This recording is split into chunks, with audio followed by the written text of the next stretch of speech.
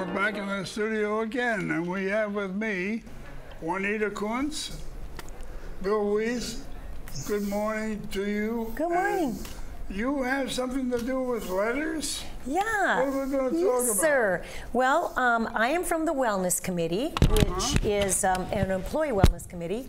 But this month, we are doing something that is for the residents and the employees to do. Because it's National Letter Writing Month, and it's also Color Therapy Month, and it's also World Iraqi Freedom Month, we thought, why not put those all together? And this is Women's History Month. Well, there you go. So we thought we would do something that would help us all feel better and help the recipients feel better. And it is to write letters to our troops. And we actually have the thank yous for you. It's Color Therapy Month, so we have the thank yous here. They say Green Spring on the back. You can color it, and that will take down your stress level. And then you can write a thank you to our troops. Our envelopes are coming, so you just put a little tape there, and we will collect them. There's a box at every single front desk. So that looks like this.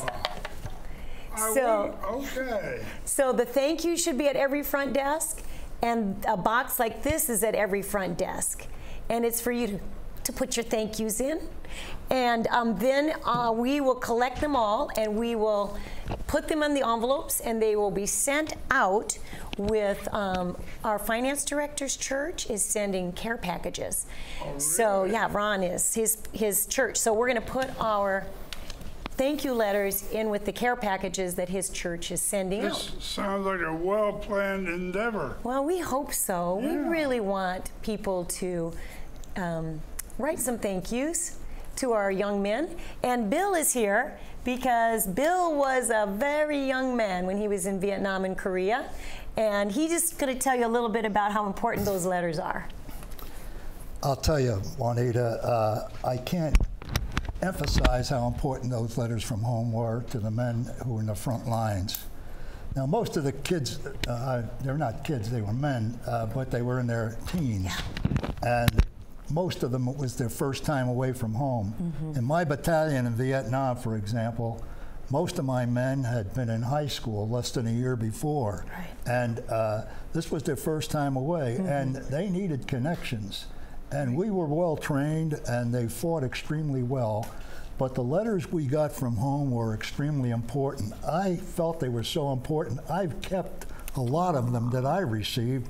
And you can see way back when, on this one, for example, airmail was only 10 cents. And there was a difference between airmail. But I can tell you, the letters to and from the front lines, and I served with the Marine Corps Infantry in both Korea and Vietnam, and the impact it had. Also, the reminder of these young men as to their spiritual roots. Remind them of who's important in their lives, both patriotically and spiritually.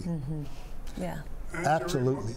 To remind our viewers, you wound up a brigadier general in the Marine Corps. There you go. That's great. Isn't that incredible? Yep. That's only because I had such great teenagers that were serving with me and carried the ball for people like me. Looking at those letters, the thought that I have is, what a great morale builder. It is. Oh, they were. I can't tell you, sometimes we'd go days without proper rest, without a decent meal. Yeah. And if we get mail call, and we did get mail call over there in the monsoon season, raining like worse today, and muddy, cold, hungry, and the mail would come in, and the morale in that battalion would just brighten up. You couldn't, you couldn't describe the impact, the positive impact that had on the fighting men over there. And I know that was true. My dad was a soldier in World War I. My younger brother was in the Army in World War II. Wow. My brother was in the Navy in World War II. It was It's always been that way. We are down to about 1 minute to go. Okay. Juanita, can you kind of recap what Sure. you're doing? Absolutely. On behalf of the Wellness Committee, we would like residents and employees to please pick up some thank you notes at your front desks at every building and color it and write a thank you to our young men and women that are, again, you know, on the front line helping freedom in so many places around the world. They need our support and they need to hear from us. And we'd love you to get it in there. We're going to collect them by the 7th, so we've got 2 weeks. 2 weeks. 2 weeks. Come and get some thank yous, or write your own. Doesn't matter. If you don't want to color, that's okay. And write your thank you and put it in one of the boxes at each of the building's front desks. Very good. Juanita? Yes, sir. And Bill, thank you ever so much. What a great endeavor you were involved in. Well, we thank Bill for his service, and so many of our men here in Green Spring have been to service, and we want to say thank you to all of those men and women. To all of the service personnel, men and women at Green Spring, we thank you for your service. And now I have some, speaking of thank you, I thank you too for being on. Thank you.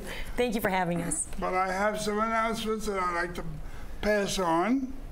Feature programming coming up, Coffee with the Executive Team.